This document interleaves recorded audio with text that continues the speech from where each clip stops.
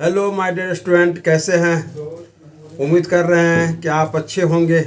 आज तो आपका एग्जाम्सन था, कैसा रहा?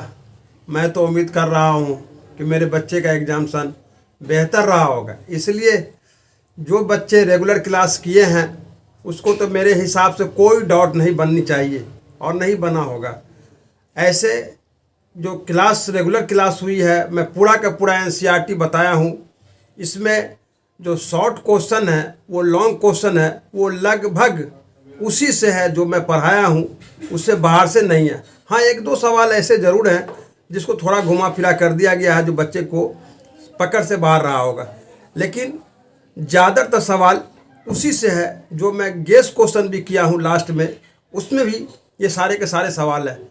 जबकि लॉन्ग में तो 5 सवाल हैं, मैं अभी आपको दिखा दूंगा। जो गेस क्वेश्चन है उसमें 5 सवाल मेरे फंसे हुए हैं, और शॉर्ट में भी 12 सवाल ऐसे हैं जो मेरे सजेशन क्वेश्चन से हैं। बाकी के जो सवाल हैं वो भी जो क्लास में रेगुलर मेरे बच्चे क्लास ज्वाइन किए हैं, क्लास किए हैं ऑफलाइन क्लास, या फिर जो 1 शॉर्ट वीडियो हम दिए हैं उसमें भी ये सारी बातें चर्चा है। उससे बाहर से जो शॉर्ट क्वेश्चन में एक आध सवाल इधर उधर हो सकता है, उसमें भी थोड़ा घुमा करके पूछा गया है, तो मेरे बच्चे को समझ से बाहर निकल गया होगा। लेकिन प्यारे बच्चों, जो रेगुलर क्लास हुई है और जो बच्चे रेगुलर क्लास किए हैं उसका एग्जाम्सन बेहतर रहा है। ऑब्जेक्टिव जो मैं क्लास में पढ़ाया हूँ, PYQ, MCQ और जो भी हम क्वेश्चंस दिए हैं उसमें से अधिकांश सवाल आए हैं। मैं 48 सवाल जो चुना हूँ, 48 सवाल मेरे बताए हुए हैं। 48 सवाल मेरे द्वारा जो क्लास में रेगुलर क्लास है, या फिर जो क्रैश कोर्स हैं, या फिर PYQ है, MCQ है, उसमें से 48 सवाल उसमें है। मैं गिनती करके आपको बता दूंगा, एक एक करके मैं चर्चा करूंगा आपको सामने में। मैं अपने बच्चों से झूठ क्या बोलूँगा? ऐसे भी अहमद सर को झूठ बोलने की कभी आदत नहीं रही है, सच बोलने की हमेशा आदत रही है। हाँ, ये 100% 70 में 70 ऑब्जेक्टिव नहीं फंसा है, इस बात को मैं मानता हूँ। लेकिन 48 ऑब्जेक्टिव हैं जिसमें हमारे बच्चे जो रेगुलर क्लास किए हैं उसका तो 35 का 35 तो डिफिनेटली ही बन गया होगा, इसमें कोई डाउट की बात नहीं है। और जो शॉर्ट क्वेश्चन है उसमें मेरे बच्चों को 10 बताना है। ये जो मैं बता रहा हूँ 10 से 12 गेस क्वेश्चन बता रहा हूँ, बाकी के जो 18 से 19 क्वेश्चन हैं जो मैं क्लास से बताऊँ, एक दो को थोड़ा सा घुमा दिया गया है जो बच्चे को समझ में नहीं आया होगा। लेकिन मैं फिर भी 15-16 सवाल ऐसे हैं जो क्लास में कई बार चर्चा हो चुकी है, मैं उस पर भी आपको चर्चा करके बताऊंगा। और आप अपने फेयर नोटबुक से आप मिलान कर सकते हैं, या 1 शॉर्ट वीडियो में आप फिर से देख सकते हैं। इसलिए कि स्टूडेंट ही हमारी पूंजी है। मैं उस स्टूडेंट से गलत नहीं बोलूँगा और न गलत बोलने की सलाह दूंगा, और न हम उसको झूठ की प्रशंसा करूँगा। कहने को क्या है वो तो सामने ही रखी हुई है, आप देख सकते हैं, मिलान कर सकते हैं। हम खुद भी आपको सबूत के साथ हैं, हम आपको दिखा रहे हैं। हाँ, जो बच्चे रेगुलर क्लास नहीं किए हैं, कट पीस क्लास किए हैं, कभी आए कभी नहीं आए, अपनी मर्जी से मेरे प्यारे बच्चों जो क्लास किए हैं उनको थोड़ी बहुत कठिनाई हुई होगी, लेकिन आप इससे निराश नहीं हो, आप इससे हतोत्साह भी नहीं हो, आपको इससे घबराना भी नहीं है। ये तो आपका एक एग्जाम्सन है, इस पर थोड़ी सारा मामला, ये तो आपकी एक सीढ़ी का मामला है। अभी आपकी मंजिल बाकी है, आपके और पेपर्स बचे हुए हैं। आपको पूरा धैर्य के साथ, हौसला के साथ और निडर होकर के तैयारी में लग जाना है। और जो बचा हुआ पेपर है आप उसको भी और इससे भी बेहतर करें। आपके पास अभी भी समय है, आप उसको देख लें, उसको परख लें और उसको रिवीजन कर लें, उसके ऊपर थोड़ा सा मेहनत कर लें, आपका पेपर श्योर अच्छा जाएगा। चूँकि जब तक आप पढ़ेंगे नहीं तब तक अच्छा करेंगे नहीं, इस बात को सारे बच्चे जानते हैं। और यही सच्चाई भी है कि जो मेहनत करते हैं उसी को मीठा फल मिलता है, बिना मेहनत का फल नहीं मिलता है।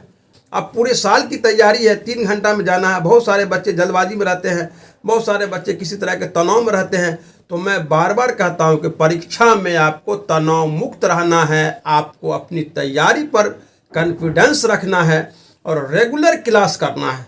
जो बच्चे क्लास में ध्यानपूर्वक पढ़े हैं, नियमित रूप से क्लास किए हैं, ध्यान से क्लास सुने हैं और एनसीईआरटी के बुक को पढ़े हैं, उसका तो एग्जाम्सन बेहतर ही रहा होगा।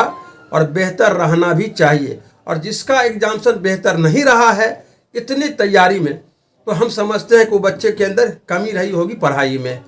हाँ, क्वेश्चन थोड़ा टफ है, ऑब्जेक्टिव का क्वेश्चन घुमा करके है, लेकिन एनसीईआरटी किताब से बाहर से नहीं है, वो लाइन से है। आपको लाइन कर पढ़ना पड़ेगा, उंगली रख कर पढ़ना पड़ेगा। जो बच्चा उंगली रख करके पढ़ा होगा उसको ये डाउट नहीं होगा।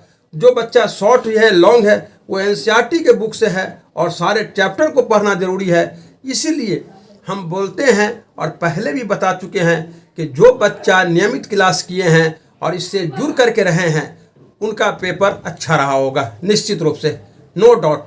जब आपको सेशन क्वेश्चन दिया गया, कम समय के लिए तैयारी करने के लिए दिया गया और उस तैयारी में भी आप अच्छा नहीं करते हैं, लापरवाही करते हैं, तो यह आपकी कमी हो सकती है। मेरे तरफ से कोई कमी नहीं रही है। तो आपको लंबे समय के लिए मेहनत करना पड़ेगा। भविष्य में आपका कैरियर सिक्योर करने के लिए शॉर्टकट रास्ता अपनाना जो होता है वो जल्दबाजी का काम होता है और ये कभी कभी निराशाजनक भी हो जाता है। अब देखिए, शॉर्ट क्वेश्चन में तो ये गारंटी है कि आपको सिर्फ 10 बनाना है, जबकि मेरा 10 से ज़्यादा सवाल फंसे हुए हैं। 10 से ज़्यादा सवाल आपके कॉपी में, क्वेश्चन में, नोटबुक में, फेयर में और गेस्ट क्वेश्चन में दिया हुआ है। तो ये तो गारंटेड है कि 10 सवाल आपका बन ही गया होगा, इसमें नो डाउट। लॉन्ग क्वेश्चन में जो 6 पूछा गया है, आपको लिखना 3 है, उसमें 5 सवाल तो मेरे सजेशन से है और 6ठा सवाल भी हमारा बुक से बनाया गया है, बताया गया है, जो क्लास में हम उसको ही बता चुके हैं। लेकिन जो सेशन क्वेश्चन दिए हैं उसमें 5 आपके क्वेश्चन में है और लिखना आपको है 3।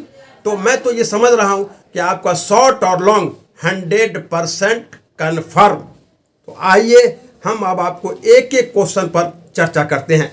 तो शुरू करते हैं पहले हम ऑब्जेक्टिव से। आपका ये बिहार बोर्ड का मेरे पास सेट आई है, सेट आई, बायोलॉजी का सेट आई है।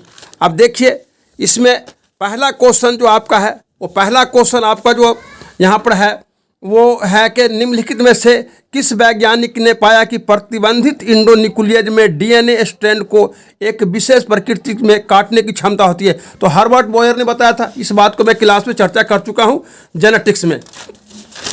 दूसरा सवाल है इसमें कि डीएनए को एक विशिष्ट जगह पर काटना अन्य किस एंजाइम के कारण संभव हुआ। तो आप जानते हैं कि हम ये बता चुके हैं जो जेनेटिक्स में कि रिस्ट्रक्शन इंडोन्यूक्लियज के द्वारा। दूसरी बात देखिए, उत्पादक में जो अधिक मात्रा में उत्पादन हेतु जो हम लोग संवर्धन का अत्यधिक आयतन निम्नलिखित में से किस में होता है। तो देखिए, हम बताए होंगे जो इंडस्ट्रियल प्रोडक्ट जो बताए होंगे, माइक्रोब्स का रोल ऑफ माइक्रोब्स के इंडस्ट्रियल प्रोडक्ट बताए होंगे कि बायो रिएक्टर में हम लोग ज़्यादा मात्रा में माइक्रोब्स का उत्पादन करते हैं। बायो रिएक्टर इसका आंसर होगा 3 का होगा बी, बायो रिएक्टर। इसका देखिए, डीएनए के डबल हेलिक्स जो होता है उसके दोनों आधार स्तंभ जो होता है किसका बना होता है, हम बता चुके हैं आपको। डीएनए स्ट्रैंड जो होती है वो बना होता है डीऑक्सीराइबोस शुगर का बना होता है और फॉस्फेट का बना होता है। यही बात इसके अंदर है। तो इसका अंदर ए होगा, इसका 4 का ए आंसर होगा। इसी तरह से देखिए, 5 का जो होता है उसका आंसर ए होगा, चूँकि डीएनए खंड में समान प्रकार के चिपचिपे सिरे से, ये मैं चर्चा नहीं किया था, लेकिन मैं आपको डीएनए स्ट्रैंड के बारे में बताया था कि डीएनए स्ट्रैंड जो होते हैं उसमें डीएनए डीऑक्सीराइबोस शुगर होता है, नाइट्रोजन बेस होते हैं और उसके अंदर जो होता है फॉस्फेट होते हैं। लेकिन हम ये चिपचिपापन हमारी बात नहीं बता पाए थे, लेकिन इसमें डीएनए स्ट्रैंड की चर्चा हम जरूर किए थे। अब देखिए, इसका जो आपका 6ठा सवाल है,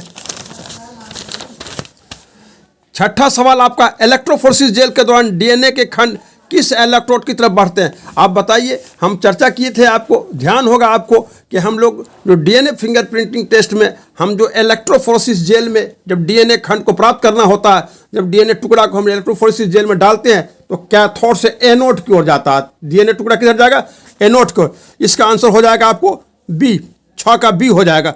और इसमें देखिए 7वां है, निम्नलिखित में से किस अनुक्रम में जहाँ से क्लोनिंग वाहक का प्रतिक्रियतन प्रारंभ होता है, मान ओरिजिन ऑफ, हम बताएंगे ओरिजिन ऑफ जो है रेप्लिकेशन। तो रेप्लिकेशन डीएनए रेप्लिकेशन में हम बताएंगे ओरी, जहाँ से डीएनए रेप्लिकेशन क्रिया आरंभ होती है हम उसको ओरी कहते हैं। इसका आंसर हो जाएगा सी, आपको हो जाएगा।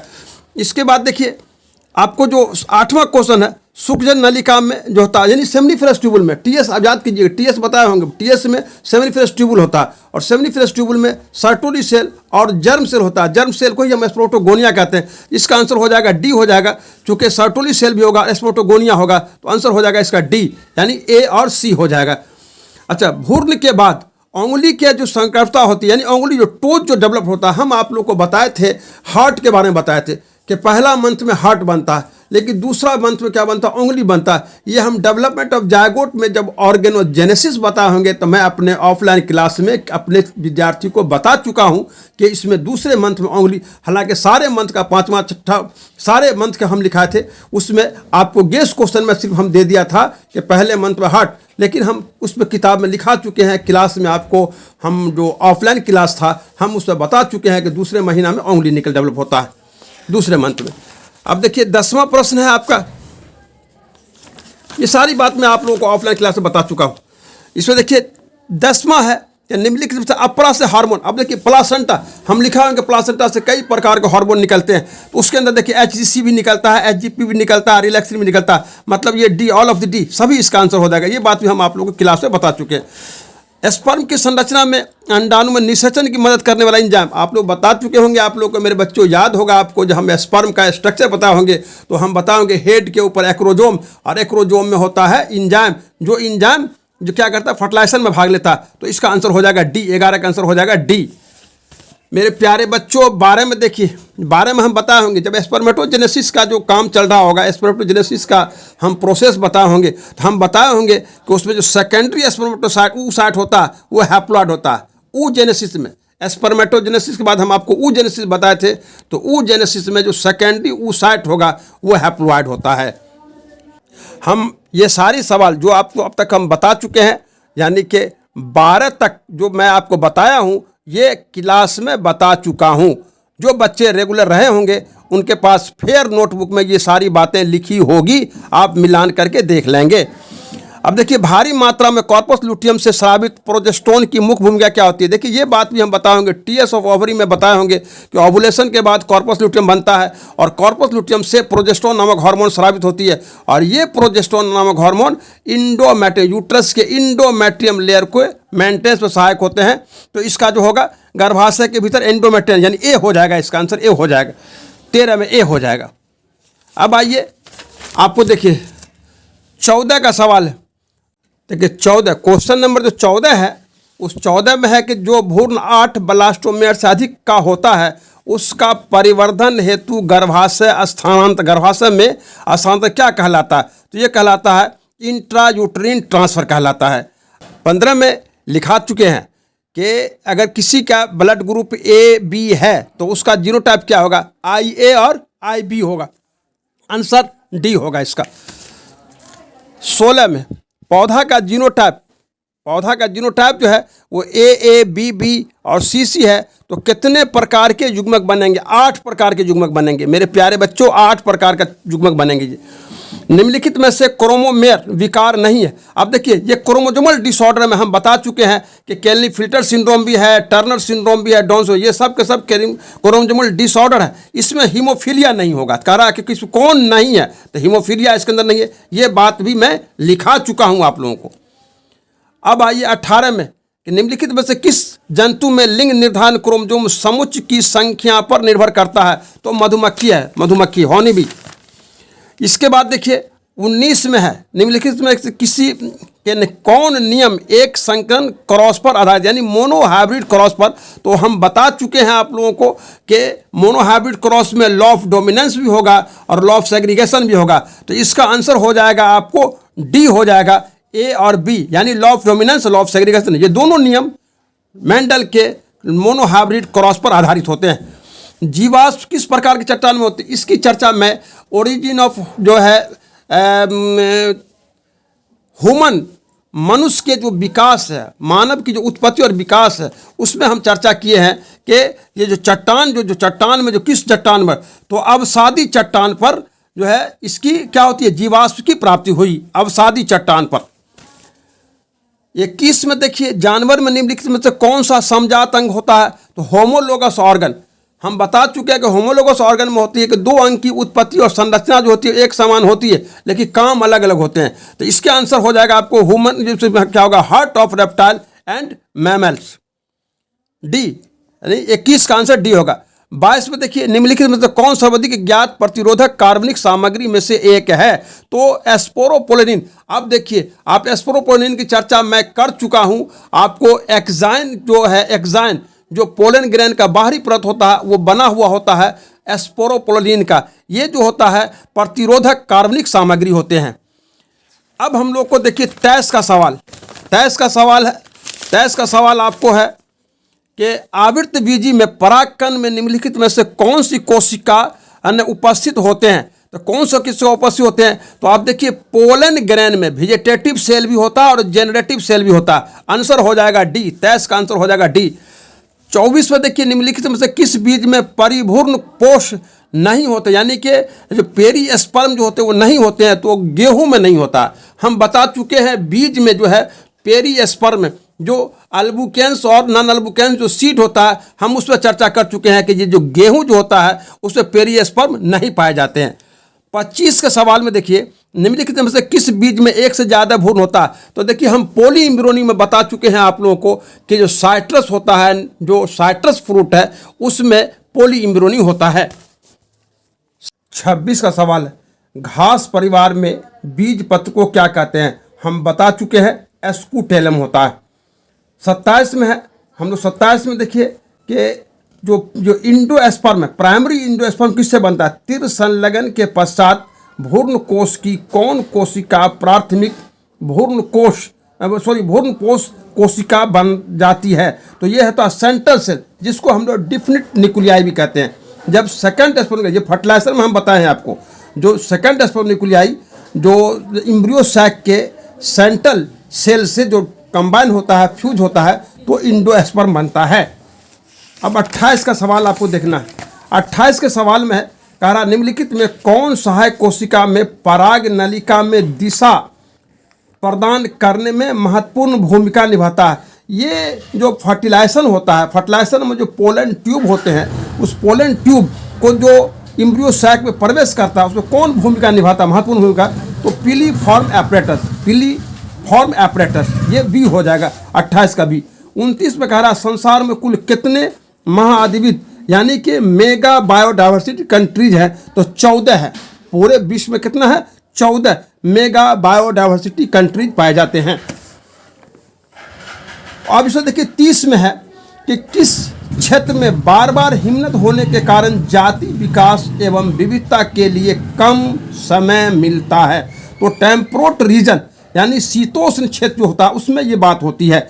किस, आप देखिए 31 में है कि किसे पृथ्वी का फेफड़ा कहा जाता है? तो अमेजन जो रेन फॉरेस्ट होता है, अमेजन जो वर्षा वन है, उसको हम लोग क्या कहते हैं? पृथ्वी का फेफड़ा कहते हैं, लंग्स ऑफ अर्थ कहते हैं। देखिए 32 में, निम्नलिखित में कौन सी अति दोहन की वजह से विलुप्त हो गई? ये पैसेंजर कबूतर जो है ये विलुप्त हो गया। ए, 32 का ए हो जाएगा। 33, क्वेश्चन नंबर 33, मनुष्य को प्राकृतिक से प्रत्यक्ष रूप से अनगिनत आर्थिक लाभ का मिलना जैव विविधता के संरक्षण के लिए डैश तर्क है ना? तर्क है, ये हो जाएगा व्यापक रूप से उपयोगी, यानी कि 33 का बी। 34 में निम्नलिखित में से कौन एक परितंत्र का प्राथमिक उपभोक्ता नहीं है? मैं ये बात आपको बता चुका हूँ। इकोसिस्टम में आपको जो फूड चैन हम पढ़ा रहे होंगे, तो फूड चैन में बता चुके हैं कि गाय होता है प्राथमिक उपभोक्ता, टिड्डा होता है, भेड़िया होता है, चूँकि ये सब शाकाहारी है। लेकिन जंतु प्लवक यानी जू प्लैंकटन जो होता है ये प्राथमिक उपभोक्ता नहीं होता। तो 34 का आंसर हो जाएगा ए। अब देखिए 35, प्रकाश संश्लेषण, ये बात भी मैं क्लास में बता चुका हूँ आपको, क्लास में मैं बता चुका हूँ प्रकाश संश्लेषणात्मक जो सक्रिय विकिरण का जो कितना प्रतिशत पादप परग्रहण करता है? तो 2 से 10%, यानी कि 35 का आंसर हो जाएगा बी। 36 में निम्नलिखित में से कौन मनुष्य में निमोनिया के लिए उत्तरदायी होता है? तो देखिए इसका होगा स्ट्रेप्टोकोकस निमोनी और हीमोफिलस इन्फ्लुएंजा, मतलब ये 36 का बी हो जाएगा। ए और सी, डी, इसका जो 36 का डी आंसर हो जाएगा। ए और सी दोनों सही है। 37 में मलेरिया के लिए उत्तरदायी रोगजनक कौन कैसा जीव है? तो ये हो जाता है प्रोटोजोआ, यानी कि 37 का सी। 38 में निम्नलिखित में कौन बीमारियां कीट रोगवाहक के द्वारा संचारित होती है? तो ये हो जाएगा आपको मलेरिया हो जाएगा और फलेरिया हो जाएगा, मतलब 38 का डी हो जाएगा, बी और सी दोनों हो जाएगा। 39 विषाणु संक्रमित कोशिका द्वारा स्रावित इंटरफेरॉन किस प्रकार का रोध है, बैरियर है? तो ये हो जाएगा साइटोकाइन। ये बात भी मैं बता चुका हूँ, लिखा चुका हूँ। इम्यूनिटी जब मैं बताया हूँ अपने ऑनलाइन ऑफलाइन क्लास में, तो मैं वहाँ लिखा दिया हूँ। अब आइए 40 में निम्नलिखित में कौन कोशिका तरल प्रतिरक्षा अनुक्रिया के लिए उत्तरदायी होता है? तो ये होता है बी लिम्फोसाइट। ये बात भी मैं बी लिम्फोसाइट, टी लिम्फोसाइट जहाँ पर चर्चा किए होंगे तो मैं वहाँ पर बता चुका हूँ कि बी लिम्फोसाइट होता है। अब आइए 41 का है नीरोप, मतलब ग्राफ्ट अस्वीकृति को रोकने के लिए रोगी को क्या लेना पड़ता है? तो इसमें से ये सारा कुछ है, प्रतिरक्षा रोधक भी है, टीका भी है, बने बनाए प्रतिरोध रक्षी की शरीर में देना, मतलब इसका 41 का डी हो जाएगा आपका आंसर। 42 में निम्नलिखित में कौन सा अंग प्राथमिक लसिका अंग है? यानी कि ये जो लिम्फोसाइट, प्राइमरी लिम्फोसाइट जो होता है वो प्राइमरी लिम्फोसाइट में होता है बोन मैरो और थाइमस। ये बात मैं लिखा चुका हूँ। 42 का बी। 43 का आप देख रहे हैं कि जितनी बातें हैं मैं अधिकांश ज़्यादा से ज़्यादा बात मेरी आपके क्लास में लिखा चुके हैं, आपके फेयर में लिखी होगी, ये गारंटी मामला है। अगर आप लगातार क्लास किए होंगे तब, नहीं तो फिर कहना मुश्किल है। मैं ये सारी बातें आपको ऑनलाइन बता रहा हूँ, बिल्कुल ऑन कैमरा बता रहा हूँ कि मैं एनसीईआरटी से ये सारी बातें अपने क्लास में लिखा चुका हूँ। अब आइए 43 निम्नलिखित में से किस विषाणु में विलोम ट्रांसक्रिप्टेज एंजाइम होते हैं? तो HIV में होता है। ये जो रेट्रोवायरस होता है वो HIV, ये भी हम जो एड्स बताए होंगे तो बताए होंगे कि HIV जो होता है वो रेट्रोवायरस होता है। इसमें DNA से RNA भी बनता है, RNA से DNA बनता है, इसलिए इसको हम रेट्रोवायरस कहते हैं। तो आपको 43 का आंसर हो जाएगा सी। 44 में निम्नलिखित में से ड्रग्स डेपोनियम के परिवहन में बाधा डाला जाता है। तो ये कौन बाधा डालेगा इसको? तो कोकीन बाधा डालता है, कोकीन। दूध से ये बात है कि दूध को दही में बदलने के कारण किस विटामिन की मात्रा बढ़ जाती है?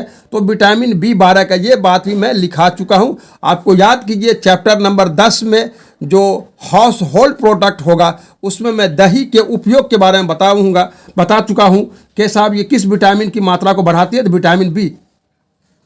अब 46 मेरे प्यारे बच्चों, अब देखिए 46 में निम्नलिखित में से कौन रक्त कोलेस्ट्रॉल को कम करने वाला कारक है? मैं बता चुका हूं कि स्टैटिन साइक्लोस्पोरिन है। हम ये सारा चर्चा कर चुके हैं। जो इंडस्ट्रियल प्रोडक्ट हम जो बताए होंगे आपको 10वां चैप्टर में role of microbes in human welfare में, तो हम वहाँ बताए होंगे कि स्टैटिन जो होता है वो कोलेस्ट्रॉल को कम करने में सहायक होते हैं। तो 46 का आंसर हो जाएगा ए। 47 में निम्नलिखित में कौन युग्मक गलत है? तो इसमें देखिए ये जो गलत जो है इसके अंदर है, तो इसमें जो डी जो है ब्यूटारिक एसिड जो है वो फंगी से जो है निर्मित नहीं होता है। तो 47 का आंसर डी हो जाएगा। 48 में निम्नलिखित में कौन साइनोबैक्टीरिया वायुमंडलीय नाइट्रोजन को स्थिरीकृत कर सकते हैं? तो इसमें आपको देखिए ऑल हो जाता है, नॉस्टोक भी है, एनाबिना भी है, ऑसिलेटोरिया भी है। ये बात भी मैं आपको बता चुका हूँ बायो फर्टिलाइजर में, मैं इस बात को भी लिखा चुका हूँ। अब आइए 39 में बटरफ्लाई कैटरपिलर को किसकी मदद से नियंत्रित किया जाता है? तो ये बैसिलस थोरेंजेनेसिस यानी बीटी, ये बात भी मैं लिखा चुका हूँ। बीटी कॉटन जो हम बताए होंगे तो मैं वहाँ बीटी के जो बैसिलस थोरेंजेनेसिस है मैं उसकी भी चर्चा कर चुका हूँ, आपको लिखा दिया हूँ इस बात को भी। ये बात ही मैं अपने क्लास में बताया हूँ। अब आइए 50 में डीएनए कोशिका झिल्ली से होकर के नहीं गुजर सकता है, क्योंकि डीएनए जो होता है वो हाइड्रोफिलिक होता है, इसलिए नहीं गुजर सकता। 50 का हो जाएगा आपको बी। अब देखिए ये 50 का हो जाएगा आपको आंसर बी हो जाएगा। और मैं अपने रेगुलर क्लास में भी बता चुका हूँ, वन शॉट जो क्रैश कोर्स में मैं वन शॉट बताया हूँ, वन शॉट में भी मैं बता चुका हूँ। और मैं क्रैश कोर्स में आपको इसके अलावा में भी कई बार इन सारी बातों का मैं चर्चा कर चुका हूँ। अब आइए 51 में पीसीआर में प्रयोग किए जाने वाला जो ताप अस्थाई डीएनए पॉलीमरेज किस जीवाणु से पृथक किया जाता है? तो ये जो पृथक किया जाता है थर्मस एक्वाटिक्स से किया जाता है। इस बात को भी मैं लिखा चुका हूं। अब आइए 52 जो बीटी जीव विष प्रोटीन क्यों बैसिलस को नहीं मारता है, इसका 52 का जो 52 का आंसर हो जाएगा डी। ये जो 53 है इसमें है मेलाडी जीन इनकॉग्नेसिया टैपवर्म जो होता है ये तंबाकू पौधे के जड़ को प्रभावित करता है। इसके लिए कौन उत्तरदायी होगा? तो 53 का आंसर हो जाएगा ए, आरएनए इंटरफेरेंस। इसका देखिए जीन थेरेपी जो 54 जो है इसमें है जीन थेरेपी का जो है प्रयोग सबसे पहले जो निम्नलिखित में किस एंजाइम की कमी को दूर करने के लिए किया गया था? इसका आंसर हो जाएगा आपको सी हो जाएगा, ADA की कमी को दूर करने के लिए किया गया था। 55 में है कि एक अमेरिकन कंपनी ने 1997 ईस्वी में भारतीय बासमती चावल के किस किस्म को संकरण कराकर एक नए बासमती किस्म पर एक अधिकार प्राप्त किया था। ठीक है, इसके लिए आयर 36 है। कौन मानव प्रोटीन 56 में देखिए कौन मानव प्रोटीन प्रथम पराजीवी गाय रोजी के दूध में मिलता है? तो ये होता है आपको अल्फा लैक्टोबनिन। ये बात भी मैं लिखा चुका हूँ। जो आपको ट्रांसजेनिक एनिमल लिखाए होंगे, रोजी काऊ लिखाए होंगे, तो उसके दूध में मैं इस प्रोटीन के बारे में लिखा चुका हूँ। 57 में निम्नलिखित में से कौन अधिक वन मानुष की तरह थे? तो ड्रायोपिथिकस। इस बात को भी मैं मानव की उत्पत्ति और विकास में आपको लिखा चुका हूँ अपने क्लास में। निम्नलिखित में से किस एंजाइम के कारण लैक्टोज जीवाणु कोशिका में प्रवेश करता है? तो ये परमिएज जो है ना, परमिएज नामक एंजाइम के कारण करता है। इस बात को भी मैं अपने क्लास में लिखा चुका हूँ। अब आइए हम देखते हैं 59 किसने बताया कि द्विकुंडली डीएनए में प्यूरिन नाइट्रोजन बेस क्षार के योग पिरामिडीन नाइट्रोजिनी क्षार के योग के बराबर होता है। चारगफ, हम चारगफ रूल आपको जो डीएनए में हम जब बताए होंगे डीएनए के स्ट्रक्चर के बारे में, तो हम वहाँ पर जो डीएनए का इंट्रोडक्शन बताए होंगे तो हम उसमें इसके बारे में आपको लिखा चुके हैं कि चारगफ रूल में कि इसके अंदर जो प्यूरिन पायरिमिडीन के लिए बराबर होते हैं। तो इसका 59 का हो जाएगा डी।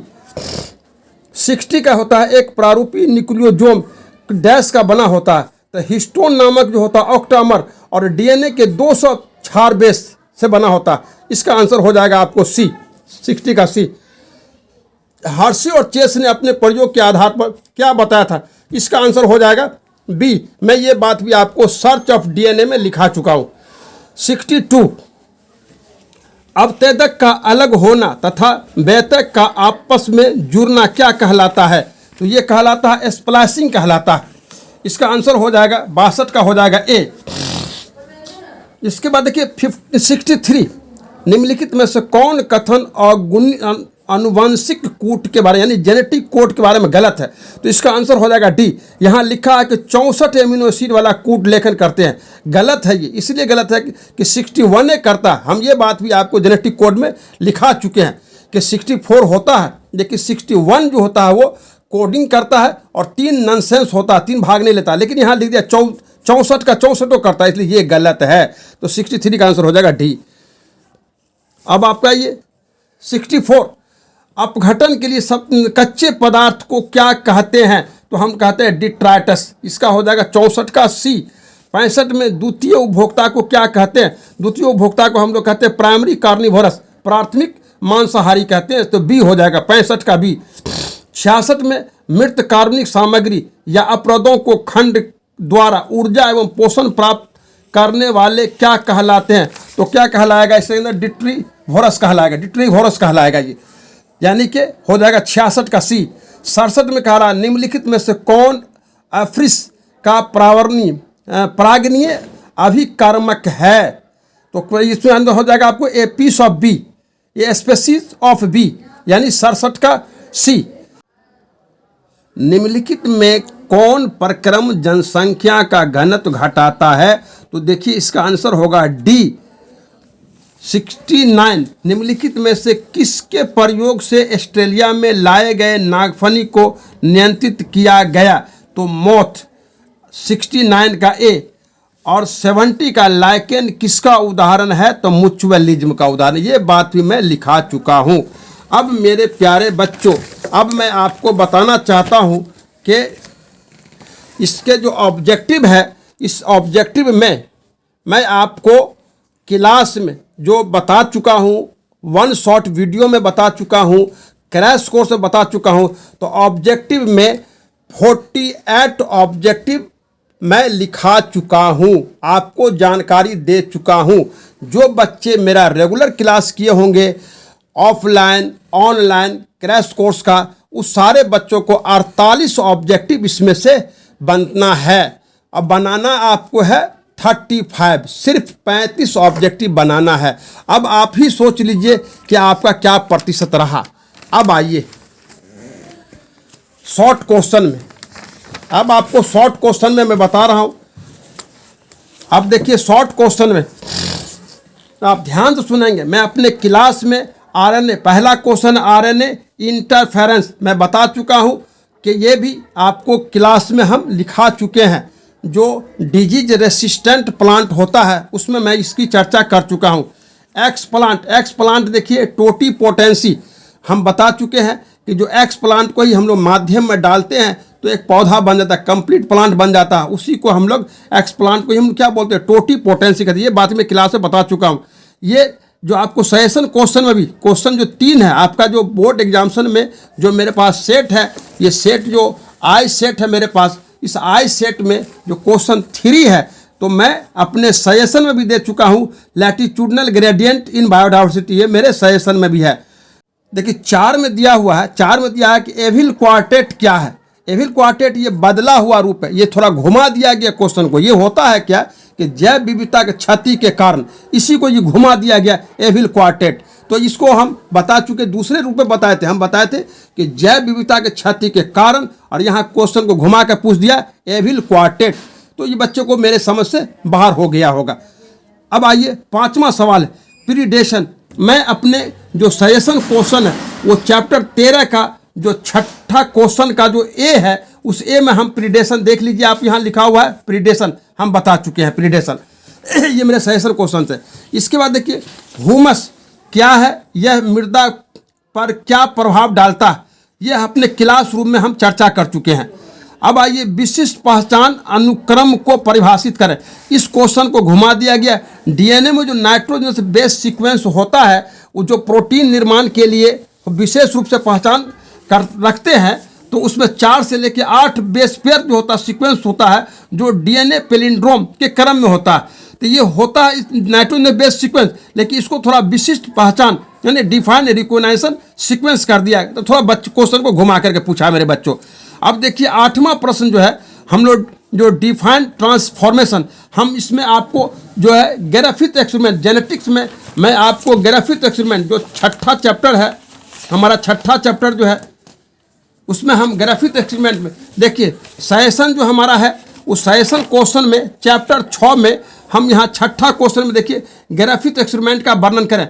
ग्राफिक एक्सपेरिमेंट का ही दूसरा नाम होता है ट्रांसफॉर्मेशन। ग्राफिक एक्सपेरिमेंट का मैं इस बात को ही मेरे सजेशन क्वेश्चन में आप देख सकते हैं स्पष्ट रूप से, ये 6ठा क्वेश्चन में लिखा हुआ है। अब आइए आपको है ह्यूमन जीनोम प्रोजेक्ट। मैं आपको PYQ जो कराया हूँ, मैं उसमें ह्यूमन जीनोम प्रोजेक्ट का चर्चा कर चुका हूँ। इससे पहले मैं अपने क्रैश कोर्स में भी कर चुका हूँ, और मैं जो जनरल क्लास लिया हूँ उस क्लासरूम में भी मैं इसके बारे में, GMO के बारे में मैं डिटेल से बता चुका हूँ। क्वेश्चन नंबर 10 में अपसारी विकास का उदाहरण दें। देखिए चैप्टर नंबर 7 में मेरा 5वां क्वेश्चन जो है अपसारी विकास के बारे में लिखिए, ये लिखा हुआ है। 10वां क्वेश्चन जो हमारा 7वां चैप्टर में मेरे सजेशन का है, ये 5वां क्वेश्चन, और यहाँ पर आपके बोर्ड में है 10वां क्वेश्चन अपसारी विकास। क्लियर है मेरे सजेशन से। 11 में है थक्का स्फोटन क्या है, यानी जो ब्लड क्लॉटिंग होता है, ब्लड क्लॉट जो होता है, इसके बारे में हम लोग ब्लड का फंक्शन बताए हैं क्लास में, हम ब्लड का थक्का जमना हम नहीं बताए हैं। अब देखिए ये 12 क्वेश्चन में 12, हम इसमें क्वेश्चन में 12 में कैनाबिनोइड मेरे सजेशन में भी आप देख सकते हैं, मेरे सजेशन में भी आप देख सकते हैं कि 10वां चैप्टर में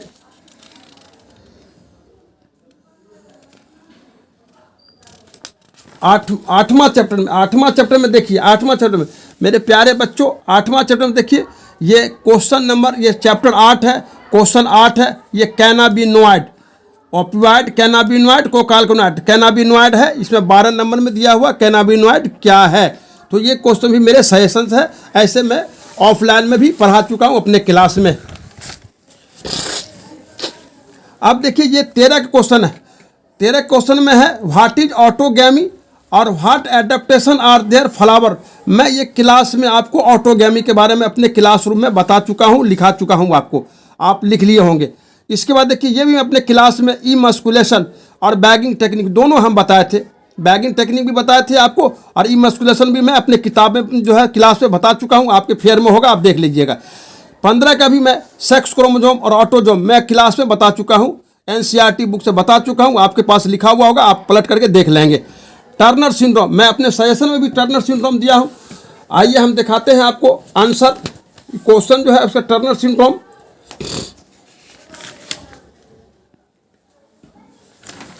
टर्नर सिंड्रोम में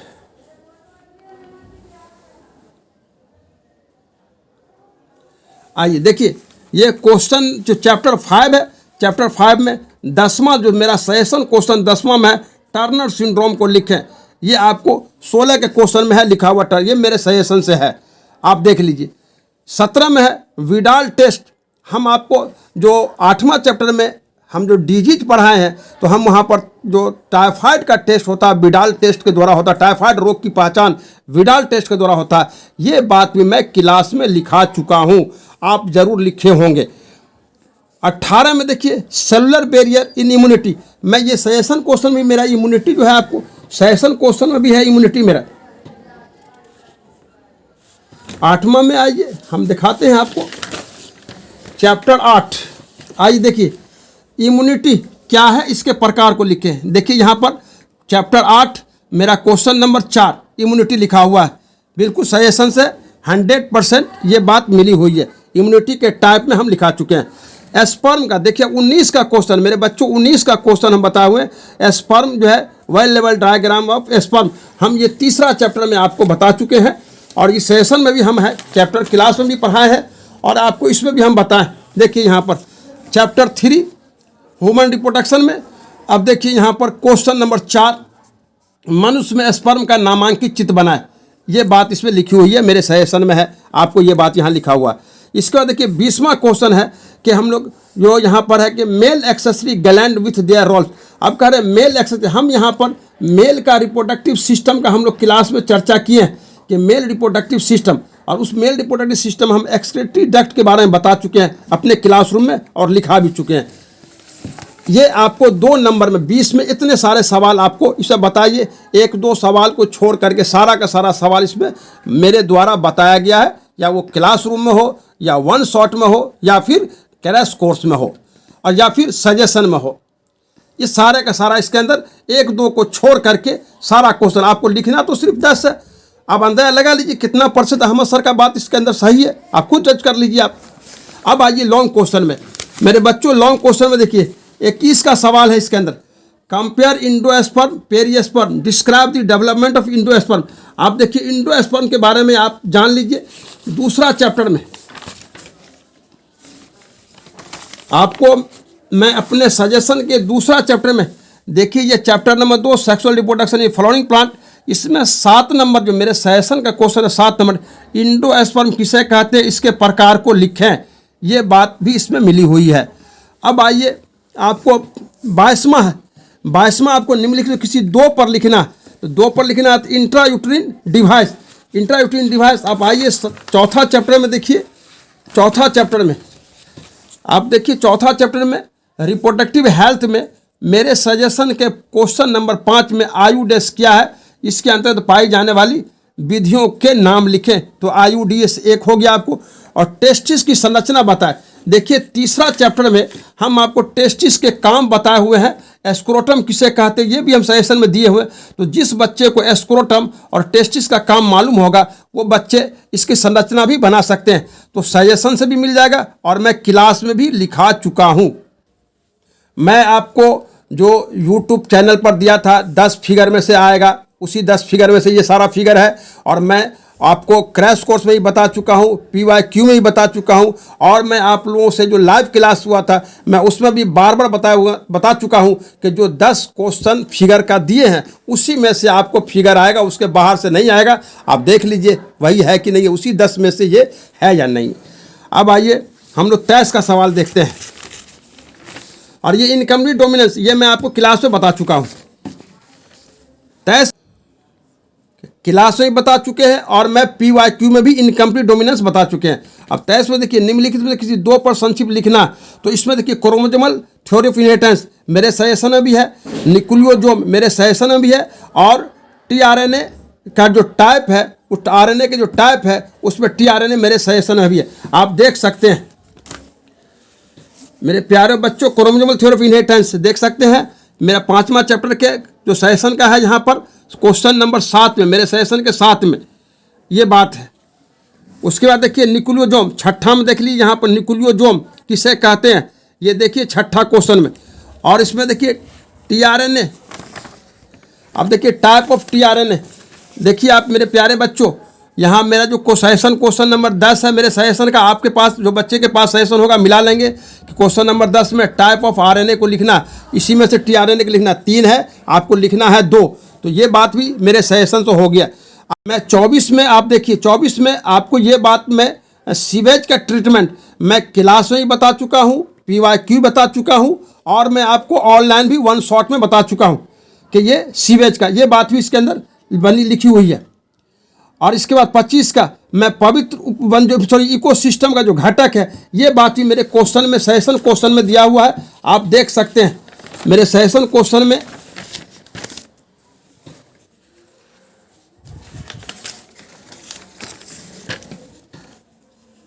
देखिए 14 चैप्टर 14 में आप देखिए मेरे सजेशन का जो क्वेश्चन है, वो सजेशन का क्वेश्चन यहाँ पर है 7, इकोसिस्टम किसे कहते हैं इसके प्रकार को लिखे, और इसी के प्रकार में आपको ये कंपोनेंट भी आते हैं, तो इकोसिस्टम के कंपोनेंट भी लिखा हुआ। और ये बात जो 26 का है मैं अपने PYQ में ही बता चुका हूँ, और इसके बाद क्लास में भी बता चुका हूँ कि क्लोनिंग जो वेक्टर है वो क्लोनिंग वेक्टर के बारे में मैं आपको जानकारी दे चुका हूँ। इस तरह से देखा जाए, अब आप खुद सोच लें, मेरे द्वारा क्लासरूम में बताया गया, मेरे द्वारा 1 शॉट वीडियो जो दी गई, मेरे द्वारा YouTube पर जो आप लोगों को बताया गया, PYQ बताया गया, और जो सजेशन क्वेश्चन दिया गया, मेरे प्यारे बच्चों कितने सवाल इसके अंदर आए हुए हैं, आप खुद इस पर फैसला कर सकते हैं और सोच सकते हैं।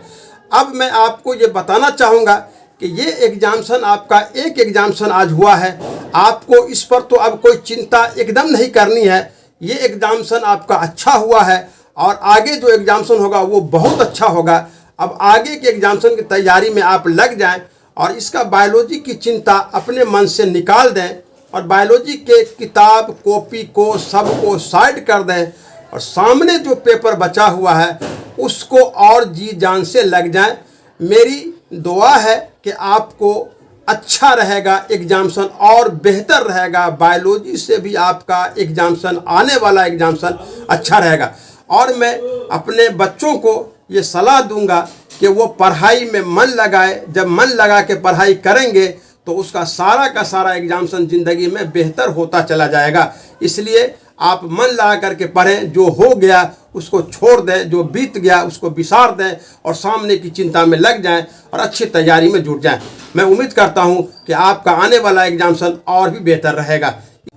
अब मैं एक जानकारी लेना चाहूँगा कि मेरे प्यारे बच्चों, किन किन बच्चों का एग्जामिशन कैसा गया, आप कमेंट करके हमको ज़रूर बताएं आपका एग्जामिशन कैसा रहा। जिज्ञासा में हूँ कि मेरे बच्चों का कैसा गया। मैं तो जो सामने में देख रहा हूँ इससे मैं उम्मीद कर रहा हूँ कि मेरे बच्चे का अच्छा एग्जामिशन गया होगा, बहुत अच्छा गया होगा, सबसे अच्छा मेरे बच्चे ही होंगे, इसमें कोई डाउट मुझे नहीं है। और मैं आप लोगों को आशीर्वाद देता हूँ कि आने वाला जो और पेपर है उसकी तैयारी में आप जुट जाएं, और इसकी चिंता को, बायोलॉजी की चिंता को अब छोड़ दें।